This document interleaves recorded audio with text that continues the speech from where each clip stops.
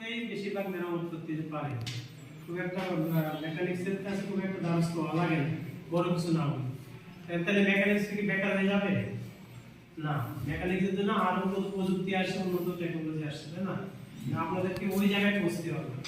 আমি ছাত্রদেরকে প্রায় সময় আমি মনের দিকটা গর্ববোধ করি যে এক সময় আমরা যখন কাজ শিখছি তখন আমরা পেটে ভাতে কাজ শিখছি, হেলপারে করে কাজ শিখছি। কোনো জায়গায় পেটে ভাতে দেওয়া না, মানে এমনি ভেটার দিয়ে কাজ শিখতে হয়েছে।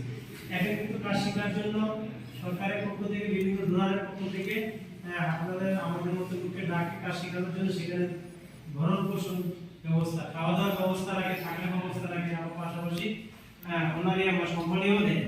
আমি বাড়িতে থাকলে 2 দিন কাজ করলে যে সম্মানীটা ইনকাম করতাম, যে আয় হতো, সেটা কিন্তু এই প্রজেক্ট থেকে অনেক সময় সাপোর্ট হিসাবে সাপোর্ট করতো। এখানে কিন্তু আমরা একরকম দায়বদ্ধ হয়ে যাচ্ছি।